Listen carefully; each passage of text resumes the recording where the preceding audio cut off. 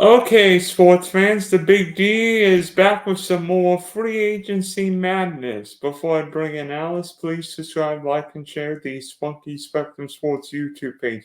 Already did Russell Wilson short and a Jaguars episode this week. Also check out the Big D podcast for the audio listeners, Spotify and Apple. Back join me, hoping the Miami Dolphins ended up with like an extra $150 million in cap space, so maybe they can sign Pat Mahomes to like $1 billion a year contract.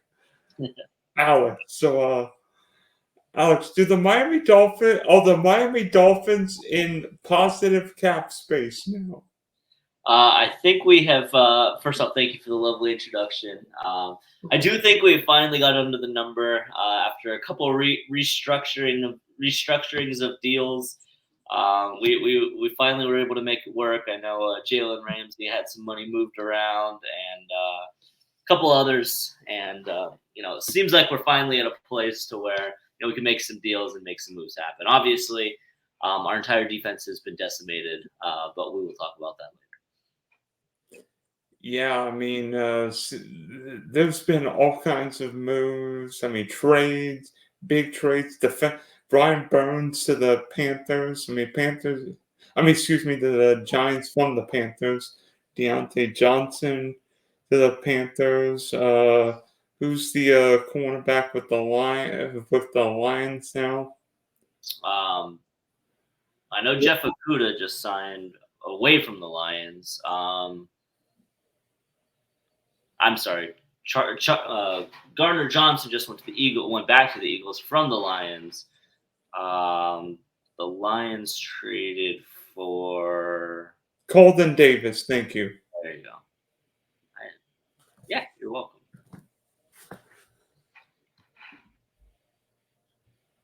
And both of our teams have made moves. I know you were going to ask me about one particular move that my Jaguars made yesterday. There's a couple moves I'm really curious about, but I'll start off with I guess you could say maybe one of the bigger blockbuster deals that you guys have made already, which you've definitely got some good names coming in. But Gabe Davis signed a 3-year, $39 million deal that has a max value of $50 million. I've seen a lot of people on the Twitter or X-verse saying that you guys might have had a bit of an overpay. I think Gabe Davis, as he was very serviceable through his time in Buffalo, but wouldn't say he's necessarily one of the top dogs in the wide receiver room. But I'm curious, as a Jaguars fan yourself, Dylan. There's a little bit of conversation going around Calvin Ridley, whether he'll stay or test free agency himself.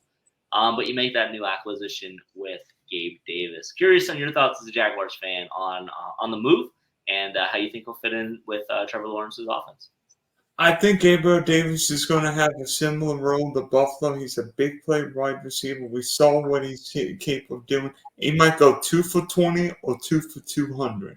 I said on my show last night, I'll say it again tonight. 2 for 20 or 2 for 200. Yeah. Gabriel Davis is a big play wide receiver. The problem is he either could shine like the sun, or my favorite terminology, he couldn't hit water if he fell off a boat. Yeah, he's definitely. I mean, I'm sure. That's why you're not seeing him in the fantasy football drafts in the second and third round. He obviously drops a little bit, but you're exactly right. The consistency is not there. When he's making plays, they're typically big plays down the field. But if not, you're going to get a little bit of a lacking stat line there for him. But I think it's definitely a nice addition to the receiver room. Obviously, a Florida local, native, or I guess I should say native, UCF's own Gabriel Davis, if you will. So definitely nice to see a UCF Knight back in the Sunshine State, and nice to see them representing throughout the NFL either way.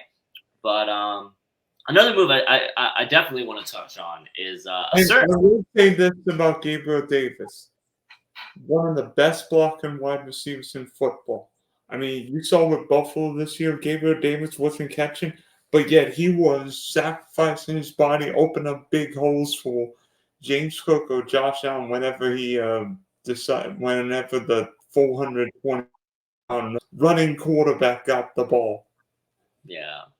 Yeah, I mean, you got to be able to, in today's NFL, you got to be able to contribute in all sorts of different ways, no matter what position you play. So, having a multifaceted asset like that, I mean, it can only be good for your offense. But, speaking of things on the offensive side of the ball, and frankly, to me, things that are a bit of an offensive move, if you will, the Jacksonville Jaguars made a certain trade with the New England Patriots for a certain quarterback named Mac Jones.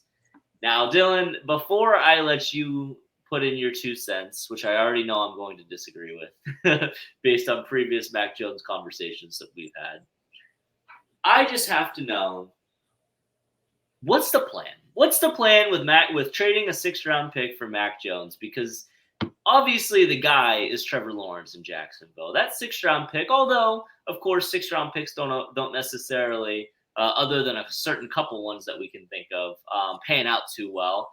At least you could have some depth at another position, or really, try and take a chance on maybe a guy with character issues that fell late into the draft, that maybe might be a 3rd, 4th round guy, but with some pretty bad trouble drops into the 6th round. Instead, you make a trade for Mac Jones, who has very frankly had an up and down career. Granted, he was a 1st-round pick just 3 years ago, but obviously, as we've seen in the quarterback carousel that is the New England Patriots, hasn't really been able to do much since then. So I'm curious to hear your thought process on the acquisition, giving up a 6th-round pick for a project in Mac Jones when you very easily have the starting quarterback there in Jacksonville. I actually love that trade for the Jags standpoint. I think there's very little risk because if you look at it last year, I think Trevor Lawrence was on the injury report about 72 times last year. Yeah. And the Jags probably need a better backup. We know Trevor's the guy, but Mac Jones was a high school All-American from Jacksonville, won a national championship at Alabama, and then in first year with New England, led New England to the playoffs with Josh McDaniels, and then New England just flat quit on him. They put a defensive-minded coordinator as his OC, and Mac Jones regressed, and then Bill O'Brien was the OC, but New England gave him one of the worst receiving units in football. Other than Mondre Stevenson, I don't think anybody on New England's offense was going to the Hall of Fame. And New England flat quit. I mean, Bill Belichick might be the GOAT of coaches, but he's not the GOAT of quarterback developers. I mean, Tom Brady won 6 Super Bowls because Tom Brady's the GOAT. I mean, Bill Belichick just flat quit on Mac Jones. I mean, yes, Mac Jones' personality might not be great. Listen, Jay Cutler got to an NFC championship game.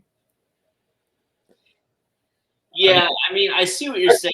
I think from Jacksonville's standpoint, it's very little risk, and if Mac Jones doesn't see the field, the Jags could easily get that pick back in 2026 or whatever year. Yeah. I mean, I definitely see where you're coming from. My thought process is, honestly, if I'm a fan of the New England Patriots, I'm happy I got anything for Mac Jones. I'm not gonna lie. If I'm New England, I'm pissed we only got a 6th-round pick. I'm like, the 49ers got a 4th-round pick for Trey Lance in that same draft. Mac Jones only fetched a 6th-round pick. That doesn't make we've sense. seen Mac Jones play. We've barely seen Trey Lance on the field. I mean, I'll tell you what. We play the Patriots 2 times a year. The New England Patriots have never beaten Tua Tagovailoa, and it's not even necessarily saying that the Dolphins have been that great or that Tua is that great. The Patriots have been putting out a terrible product ever since Tom Brady left the franchise. Like, I understand that they made the playoffs Mac Jones' rookie year, but what we've seen from him since then, whether it's an offensive coordinator, whether it's the receiver room, you can see talent from the quarterback position. I just don't see it in Mac Jones. If I'm the Patriots, I'm happy I got something for him. And at the end of the day, if I'm the Jaguars, it doesn't make sense to me. I guess if that's the guy you want as your backup quarterback, but to me, You don't give up a draft pick. You find a veteran guy, a veteran backup that's been in the league for years, a serviceable guy, whether it's Jacoby Brissett, who just went back to New England to replace Mac Jones. Oh gosh, here we go again. A guy you throw peanuts in because he knows he's going to be the backup. I mean, if Trevor Lawrence goes down, the Jacksonville Jaguars season's over. I mean, Mac Jones isn't going to be the savior of the Jaguars season if Trevor Lawrence has another 70 whatever percent injury report or 72 time injury report appearance. I mean, Mac Jones isn't going to be the guy. Your season's over if Trevor Lawrence goes down. I just throw a vet minimum, travel backup at, I don't know. I don't see Mac Jones as the guy. I don't think he's, I mean, I think his reputation preceded him a little bit in the high-powered offense that Alabama had. And, it might be a little bit of a bias against the Patriots, but what have the Patriots done with Mac Jones at quarterback other than somehow make the playoffs his rookie year? By the way, his wide receivers that 2020 year at Alabama, Devontae Smith, Jalen Water. Yeah, no wonder he looked so good. The wide receivers for New England last year: Henry Bourne, Devontae Parker, Juju Smith-Schuster. Not as good. These were some of the worst performances in Juju Smith-Schuster. I mean, we didn't see Juju practically at all last season. Devontae Parker had much better seasons when he was with the Dolphins and Ryan Tannehill than he's had with Mac Jones. I mean, these guys are NFL receivers, Dylan. It's not like it's not like they're the guys that they pick up from the Walmart bagger line that Tom Brady used to be throwing to. I mean, these guys are named NFL guys. I get that they're not the greatest talent, but like I said, we saw what Juju Smith-Schuster did in Pittsburgh. We saw what Devontae Parker did in Miami. He wasn't amazing in Miami, but he definitely had better performances than we saw from him in New England. And all I can speak on that is the quarterback. Give me 1 second. I'm sorry. Maybe the old change of scenery helps Mac Jones because offensive-minded head coach Doug Peterson going home, clean slate. You don't have any of that negativity in Foxborough? Yeah, I could see that. But again, to my point, if Mac Jones is seeing the field for the Jacksonville Jaguars, you're going to have a lot more concerns than winning football games, I'll tell you that. Well, obviously, free agents with deals can't be signed until the mall at 4:00, and there's one big name wide receiver who is likely to get a big bounty between now and whenever he signs. And I hear he wore a number that's not 1, that's not 99. Do you know what number he was? I'm not exactly sure what you're referencing. It was number. Okay. We're still okay. Yes. Number 0. Yes. And he's going to have a few more zeros in his bank account if he didn't gamble them all away. Yes, very true. Very true. Calvin Ridley. Yeah, Calvin Ridley. If he hadn't picked up by now. It's going to be an interesting story. I know. I think we saw New England, who was potentially interested in bringing him in. It sounds like Calvin Ridley wants to return to Jacksonville, at least from I think what Schefter was reporting, I believe, or Rappaport, one of the two had reported that it looks like the Patriots are interested. That's the only team I've seen that have laid claim to him. But and you can't blame them for being more interested in staying in Jacksonville than going to New England. You got the weather and you got a better football team. But it should be interesting. He's definitely going to get paid one way or another. I don't think the Gabe Davis acquisition really does much to affect that. And as far as cap space, I mean, I think you guys should be okay, right? But there is a drawback if the Jags sign Calvin Ridley before 4:00 because of the weird complication with the trade. If the Jags sign Calvin Ridley before the new league year begins, the Jags owe Atlanta a second-round pick. But if it's after the league year, Jacksonville only owe Atlanta its third-round pick. So if the Jags sign Calvin Ridley, When do you think said deal could happen? If the Jags sign Calvin Ridley, I would have to assume it would happen after 4 o'clock Maybe a full one deal? tomorrow. Yeah, I think there's a good chance that that might be the case. Because I wouldn't want to give up the second round pick if I could get the guy. Plus, if he's on the market in another 12, 15 hours. You know what Florida doesn't have that Massachusetts has got? State income tax. Yeah, You get to keep more of your money here. absolutely. It's a big buying sign for a lot of these Florida teams. I mean, obviously, we've seen the Dolphins bring in some high-profile names. Obviously, we've seen the Bucks bring in some high-profile names, and Jacksonville has a couple guys who who are willing to make the trip down to North Florida. But yeah, no, I mean, it's.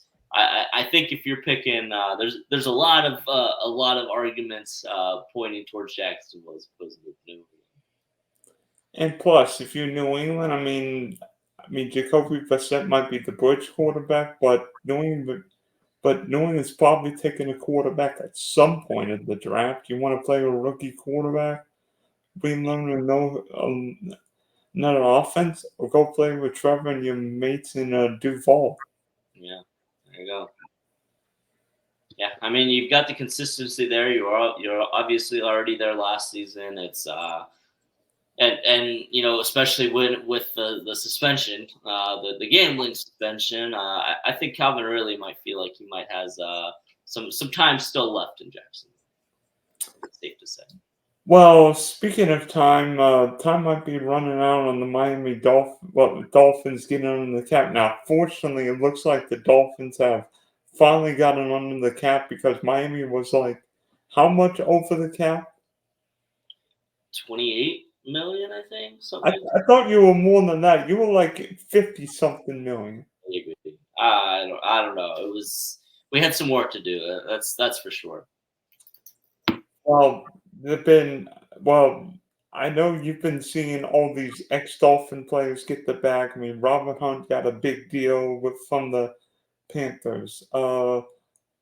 Christian Wilkins got a huge deal from the LA Raiders. You know, I mean, are Raekwon you Davis just signed with the Colts. Who else? Andrew Van Ginkel? Andrew Van Ginkel went up to his hometown, or closer to his hometown in Minnesota. What? Go ahead. I was gonna say, list goes on and on. Xavier Howard obviously has been released. He'll be finding a new home. I'm a little surprised we haven't seen a destination for him yet.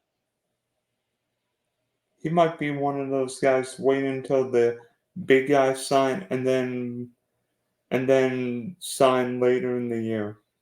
Yeah. Yeah, I mean, it's definitely been tough. Obviously, we knew we weren't going to be able to keep, all of our free agents, or all of our free agents, especially on the defensive side of the ball. Obviously, Tua is going to be getting a payday coming up here shortly, and I think, a lot of the money that Christian Wilkins would have taken up, or Andrew Van Ginkel would have taken up, or Xavier Howard would have taken up, or Raekwon Davis. The list goes on and on. Obviously, to Christian Wilkins. I think a lot of that money is going to be going to Tua, and a lot of that money is going to the reinforcements. I think I've seen 4 or 5 names that had pretty much equaled the amount that we would have had to spend on Christian Wilkins' contract. So, we've made some moves. There's definitely, been some moves I've been happy about. It's a couple moves I've had a bit of a head scratcher moment on. But anything in particular that stands out to you, or that you want to ask? I mean, it seems like you're getting all these 30-something-year-old defenders because Shaquille Barrett, who's the safety from Buffalo, Jordan Poyer. Yeah, I mean, there's definitely some age. I think having that experience is important. And at the end of the day, a lot of these players who have left Miami have been players that we've drafted and developed. And it's a bit of a two-edged sword, if you will, because obviously you want to draft to the best of your ability and draft players who are with your franchise and who turn into what you expect of them to when you draft them. The downside of that is if you draft too many players who end up succeeding pretty well, you're gonna have someone's gonna have to pay them. And unfortunately, I think for Miami, fortunately and unfortunately, a lot of the guys that we had drafted and developed who had been looking for some high contracts, we're not able to make it in Miami. But I think guys like Jordan Poyer, we need some extra depth and safety. We've got good players. He's going to come in for Brandon Jones. It's not like he's replacing Javon Holland or something like that. I mean, Brandon Jones was a great safety. I was very happy with in his tenure in Miami. But great blitzing safety, but not someone who couldn't be replaced. Not an every snap starter for sure on the defense. The linebacking room and interior defensive line obviously got pretty decimated. We let Jerome Baker go, which I think was a pretty big surprise to a lot of Dolphins fans. Obviously, losing Raekwon Davis and Christian Wilkins on the interior of the defensive line is going to be some hits that we're still working on fixing. We've got Zach Sealer under contract. But I like the linebacker moves. I think Jordan Brooks from Seattle has a lot of strong potential. I think he's going to fill in nicely at that linebacker position. I've heard good things about Anthony Walker from the Browns as well, as long as he can stay healthy. Nick Needham, a free agent, he was a free agent cornerback for us. Had some injury problems as well, but when he was on the field, we did see some really nice glimpses from Nick Needham, so I'm happy to have him back. And then, as you said, Shaq Barrett. I mean, the proof is in the pudding. He brings that championship mentality. Yes, he might be a little bit older. Yes, he might be a little bit at the end of his career, but you need someone, especially we saw how important depth at that edge position is, especially down the stretch for the Dolphins. We lost every single one of our edge rushers by the end of last season. So having depth, having that championship mentality, and having that guy who can hopefully push that defense mentally and physically across the line is something I think is a little bit more value than just necessarily the performance on the field. It wasn't a terrible contract. I think 1 year, $9 million. So I'm happy with that. And then a couple moves on the offensive side of the ball. The Dolphins aren't done. I think we've probably got one more splash left in them. I think there's going to be a big name that comes to Miami that people might not see coming. I'm not sure who it'll be yet. I was kind of hoping that we were going to get the center that you guys signed for Buffalo, but that didn't happen.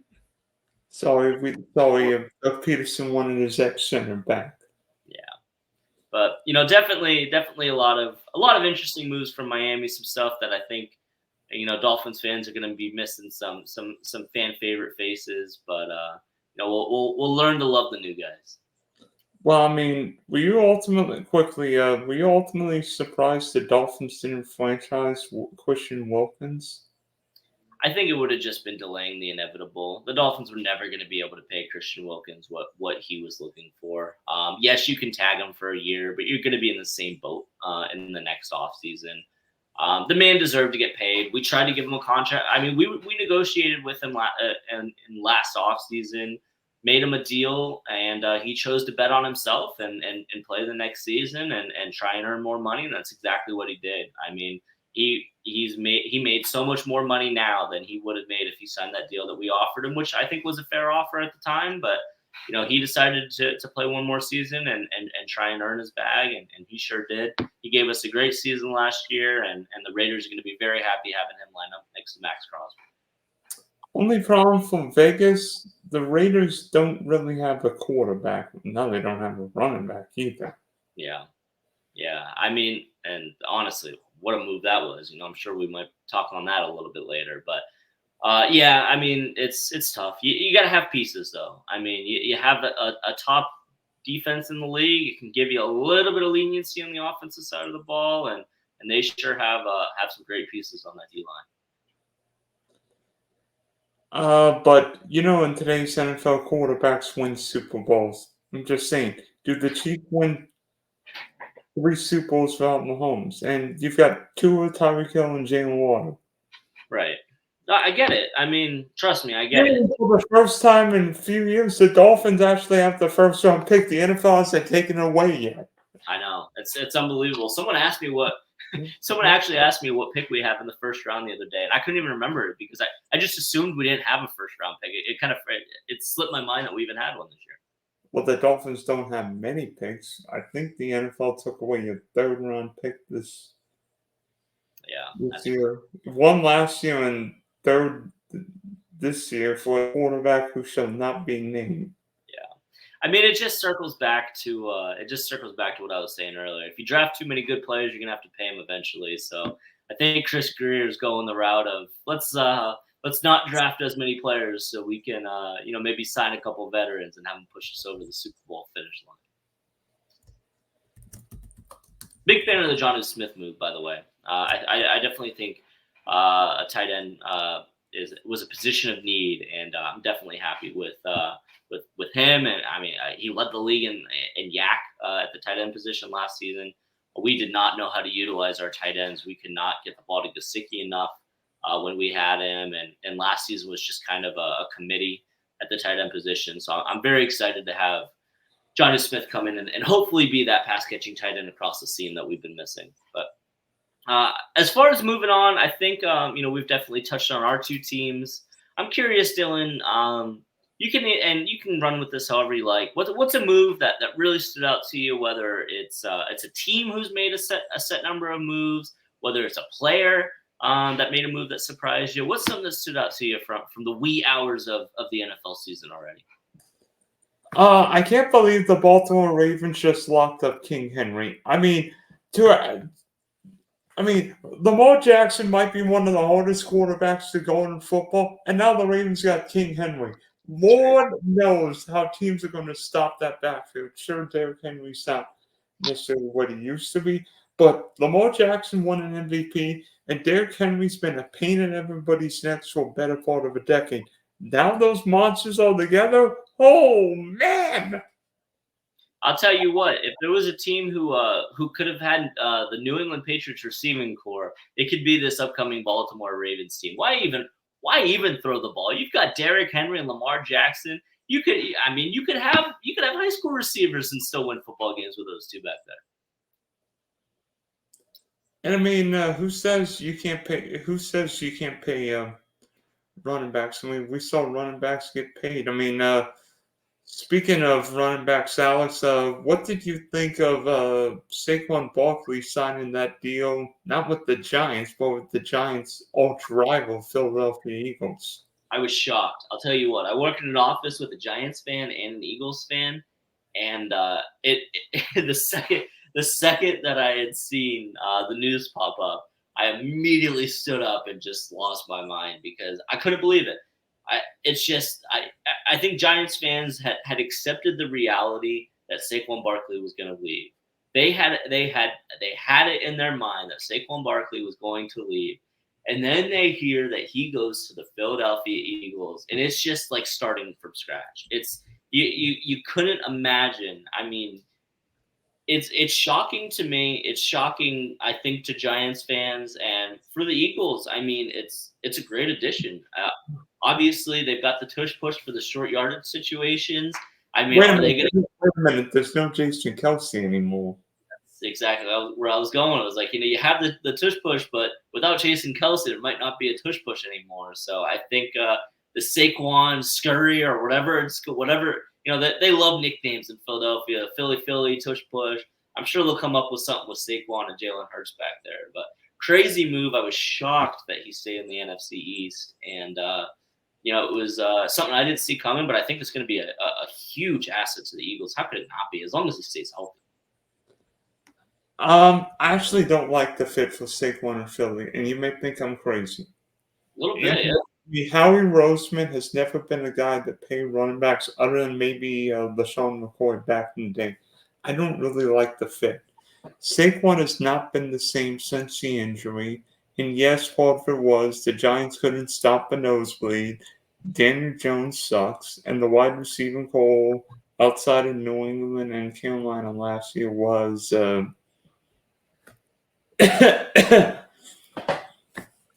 not good. Yeah. No, you're right. And, I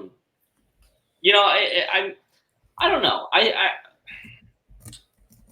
the fact of the matter is Philadelphia always has a couple running backs, whether it's Boston Scott. I mean, they it seems like they typically have running back by committee anyway. I mean, why not have a guy? Like you mentioned LaShawn McCoy. I mean, obviously, completely different style running back, but I think it can only help him. I know Jalen Hurts likes to run. I think whether you're planning on doing the option with him might be a different story, but it at least gives that element of another option.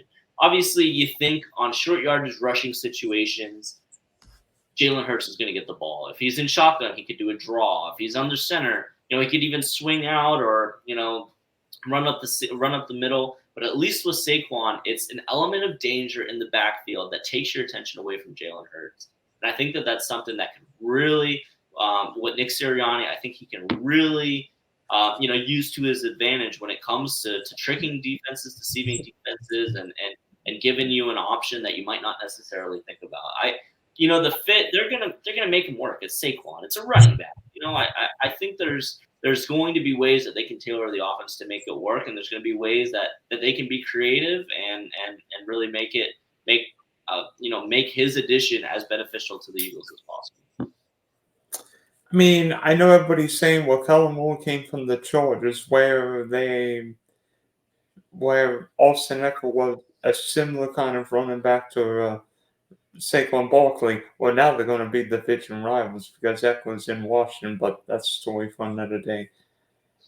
Yeah. I mean, but I don't know if Saquon's the same guy. Plus, Philly's got to replace Kelsey. The offensive line's not exactly young. Jalen Hurts wasn't the same quarterback without the OC who's now the HC in Indianapolis, without the head coach in Indianapolis. So we'll see. I mean, Philly's going to have huge expectations as always because if you don't play well in Philly, guess what? The sports talk radio will let you happen. And Eagle fans have thrown snowballs at Santa Claus. They won't be afraid to boo if Saquon fumbled it away against the Cowboys. That's a good point. You're definitely right. Those fans in Philly don't mess around. But I'm curious, Dylan. I just because this was a move that really scratched my head when I first heard about it, and then obviously you kind of saw the pieces fall afterwards. But one move that really stood out to me so far, I'm curious to hear your opinion on it. Another interdivision move, which led to, as I said, a couple domino pieces. I think the news that what came first, the chicken or the egg? I think it was pretty much simultaneous. But the Green Bay Packers getting rid of Aaron Jones and Aaron Jones going to Minnesota and placing Aaron Jones with Josh Jacobs. When I saw that Josh Jacobs had signed with the Green Bay Packers, that obviously Josh Jacobs is one of the top free agent running backs that, everyone was curious on where he was going to go. And Green Bay was just not the team that came to mind for me as his destination. And then obviously you think, well, what's going to happen to Aaron Jones? Very quickly after we find out he gets released. And then very quickly after that, we find out he's staying in the NFC North and going to Minnesota. I mean, just some top-tier running back names and some moves that scratch my head. I'm curious on your thoughts there, Dylan. I like the Josh Jacobs fit in Green Bay because he's got an offensive-minded head coach, Matt LaFleur, very good, great young quarterback in Jordan Love, and about 79 top wide receivers. Like, literally, if you're a good young wide receiver, go to the Green Bay Packers. You're going to play and play well. Yeah. No. Plus, Josh Jacobs brings a different style of running back. He brings the power running back. He brings like that, a little bit of Aaron Jones and A.J. Dillon. Jones more of a scat back. A.J. Dillon's like a bowling ball. While Jacobs can be a little bit of both. I mean, he's a workhorse running back. And I think for Green Bay, maybe getting a little younger. I mean, Aaron Jones still with hamstring issues a lot last year. And Josh Jacobson played through a lot. And, Green Bay, if the Packers get an offensive line, I think the Green Bay Packers are a definite, not NFC North contender, but Super Bowl contender this year. Wow. Yeah, I mean that's crazy. We saw what they did in the playoffs last season. I mean, Green Bay has the pieces to make it happen. Obviously, bringing in someone as talented as Josh Jacobs, it's only going to help them. And I think it's a bold statement, giving them a chance at the Super Bowl, but I don't think it's something that is too far fetched. I think I have to agree with you there. I'll tell you what. I think there are 3 teams that could rep right now, and free agency hasn't really even started. But depending on how the draft goes, I think there are 3 teams that could represent the NFC in New Orleans this coming season, and 2 of them are in the NFC North. Yeah. And the other one's in the NFC West, but I'll give you a hint. It's not the 49ers. Ooh. It's the LA Rams. Yeah. Yeah, I mean, they've, again, got the weapons. They've got the pieces. They've got... And for the first time in Sean McVay's era, he might have a first-round pick. Yeah. Disposal. Crazy, too. I mean, talking about the Dolphins not knowing what a first-round pick is, the Rams are even worse. The Rams haven't gotten a first-round pick since the Millard Fillmore administration. It's funny. Ask me about a team that made some moves that I like, Dylan. I got another one for you. What? Team you know very, very well. How about I have to give some credit to the Houston Texans organization. I'm actually going to disagree with you on that. I don't like the Danielle Hunter move. I think even though Danielle Hunter's coming off a great year, I think Reno's actually going into his prime more. And if I'm Houston, I don't want to mess up the chemistry there. I think Reno would have been great with Will Anderson. Plus, a lot of people thought Saquon Barkley would have ended up in Houston. Instead, the Texans got Joe Mixon. I get Joe Mixon's older, but he was still performing with the Bengals. I mean, he was performing, getting 3 yards and a cloud of dust. Yeah, but here's the thing: you've got Dameon Pierce there, and like as fantasy relevant as who was the other back in Cincy last year? It was Chase Brown, and they had someone else. They didn't have a last year. I have no idea. Yeah. I mean, I think Dameon Pierce is a great 1-2 punch with Joe Mixon. I think Dameon Pierce is more than capable to hold some of those snaps to get a little bit less to take a little bit off the legs of Joe Mixon. I think Joe Mixon is still a serviceable back. I think in combination with Dameon Pierce, they could be a really solid running back duo for the best young quarterback in the National Football League. They brought Dalton Schultz back, who is a great option at the tight end position. I think I understand what you're saying with Danielle Hunter, but the guy is a monster. I mean, you cannot stop him coming off that edge. And also they brought in Jeff Okudah to help on the secondary. They re-signed the kicker, which, it's great, whatever. Brought back Desmond King, who re-signed with the team. Signed Lonnie Johnson at the quarterback. I mean, they signed 4 cornerbacks this offseason already. Brought in Azeez Al-Shaair, the linebacker, for a 3-year deal. I think the Houston Texans are not playing around. And whether you like a couple of their moves or not, I mean, they are making an effort to not only obviously, contend for the AFC South, which they've proven they have no hesitation doing, whether it's CJ Stroud's first year or not.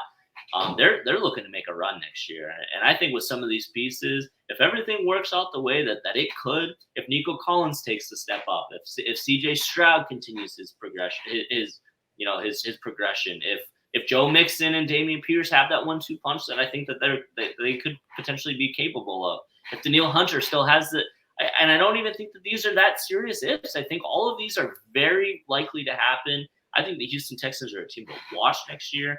If I'm a Jaguars fan, Mac Jones ain't going to help me beat the Texans for that division. I'll tell you that much.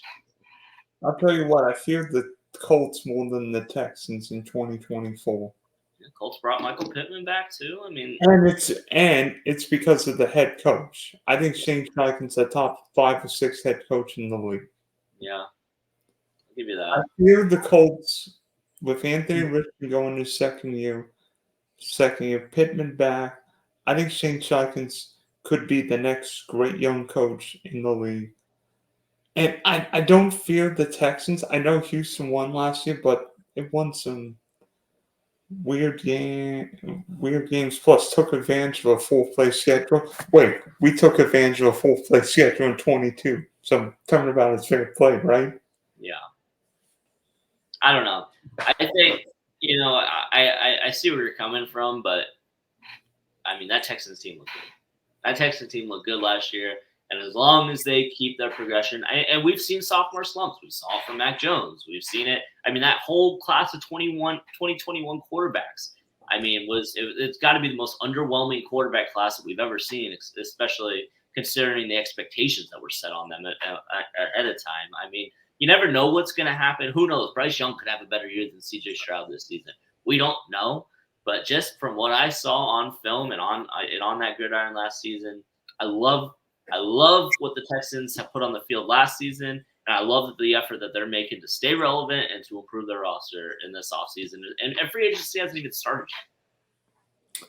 By the way, speaking of a team in Texans, didn't Jerry Jones say the Cowboys will, quote, all in, unquote? Yeah. Well, who have the Cowboys signed in the first day and a half of I can tell you. I have the tracker up. The Dallas Cowboys have made one signing, a long snapper. And it was a re-signing. Yep. So they brought back their long snapper. So Jerry Jones, you're doing something. But what are the Cowboys doing? I mean, obviously, as soon as Aaron Jones released, I thought he was going to Dallas because he felt like a Texan running back. Obviously, Tony Pollard's going to sign with the Titans, unless Ezekiel Elliott comes back there, which that's not happening. Mm-hmm. Maybe the Cowboys' strategy is to draft a running back. One problem: this might be the worst running back draft I've seen in forever. Yeah. Don't draft a running back or a safety. Yeah, but take all the wide receivers. You can have as many of them as you want. And I think we might, and I think Jacksonville might get one, even if we get Calvin Ridley back. Yeah. Miami might grab one too, to be honest with you. Not at 19. Not at 19, you're right with that. But I don't know what the Cowboys are going to do because, I mean, I think first off, I think they've got to redo Dak's deal because the Cowboys can't have Dak Prescott making, what is Dak Prescott's cap hit, like 58, 59 million? A lot of money. A lot more than either one of us is making. That's for sure. That is for sure. So, obviously, Cowboys have to do something with Dak. CeeDee Lamb's up for an extension. Michael Paulson just got his 5th-year exercise, so maybe the Cowboys keep those guys. Yeah. But the Cowboys aren't winning the Super Bowl anytime soon with Dak Prescott under center, though. I mean, Dak Prescott feels more like Kirk Cousins than he does Matthew Stafford. Yeah, I mean, the thing is, what are you going to – I mean, you can't get rid of – I mean, what are you going to do if you get it without – I mean, other than Dak? He's who you have. I mean, he's the guy. Jerry Jones has bought into Dak. There's no replacing Dak. I mean, you're going to blow up. If you try and replace Dak Prescott for that Cowboys team, you may as well blow up the whole frame, the whole team, and just rebuild. Because whether you like Dak Prescott or not, that's the situation you've put yourself in. The Cowboys have been successful. I mean, they looked like the best team in football for a little while there last season, and obviously we kind of know how that how that panned out. But it's the thing about the Cowboys is it just seems like I don't know if it's a roster issue or a coaching issue or what it necessarily is, but it just seems like they cannot succeed when it counts. I mean, we saw Tony Romo fumble the I just feel like that moment just perfectly, describes what Dallas Cowboy fans have been experiencing since their heyday. It just seems like you get so close and then it all falls apart at the end. And I don't think switching a quarterback might necessarily fix that. I think getting rid of Dak, I don't think that's going to fix that. It just seems to me it's an internal problem. I don't know if it's Jerry Jones or what, but the Cowboys cannot. It's either mental or something because it's not working, whatever they're doing. I think ultimately the Cowboys just don't have it. Like, whether it be like Cowboys are good enough to win regular season games, but not enough in the big moments. I mean, we saw Jordan Love in his first playoff game outdo Dak Prescott. I mean, Dak Prescott's last three playoff losses came to Jimmy Garoppolo, Brock Purdy, and Jordan Love. Okay, if you're losing to Joe Burrow and Pat Mahomes, that's one thing. Jimmy Garoppolo may very well be released by the Las Vegas Raiders. Brock Purdy looks more like a pizza delivery guy, and Jordan Love started 1 year in the NFL. Yeah. I mean, there's no lies being spoken. Yeah, and no amount of money. I don't care if the Cowboys pay Dak Prescott $59 billion a year for that forever. Dak Prescott's not winning a Super Bowl. It's going to be an interesting division next year. I mean, obviously, it's going to be Cowboys Eagles. I don't know. I'll tell you what. Depending on who the Commanders get in the draft and how Washington spends its money, I think the Commanders could very well win the NFC East. I'm not predicting right now, but I think the Commanders could be this year's Houston Texans. Really? Yes. I mean, they're making a lot of moves. Jeremy Chin at safety is a nice deal, especially to 1 year. Clelin Ferrell at the edge is a nice pickup. Zach Ertz, I mean, I guess. Austin Eckler's old, man. 2-year deal. Marcus Mariota. I mean, ugly backfield on paper with Eckler and Robinson, though. Yeah, that's a good point. Purposes. Yeah. Yeah, I mean, I don't see it, but I see where you're coming from. I mean, who's the quarterback? Is it going to be Mariota or Sam Howell? I don't know if either one of those guys is giving me CJ Stroud vibes. I think the quarterback might be coming from college. Yeah, boy, it's a lot of. I mean, you sign Mariota. You just drafted Sam Howell, and you draft another guy. I mean, well, I mean, you pay $6 billion for a franchise, you could do whatever you want. You sign 10 quarterbacks for all we know. That's a good point. All right, homie. Thanks for hopping on. Hopefully, by this time, the Dolphins will have $200 million worth of cap space. Oh, what? We're just gonna get rid of Tua and Jalen Ramsey, Tyreek Hill, and just get rid of everyone. Start over. I'm kidding. Maybe the cap will go up to 450-something million. That would be nice. I'd be happy with that. But thanks for having me on, Dylan. It's been a pleasure as always. It's start of the very, very beginnings of football season. So I'm excited to see what other moves we have in the next 24 hours, the next couple days. And it's been a pleasure as always. Fins up, baby.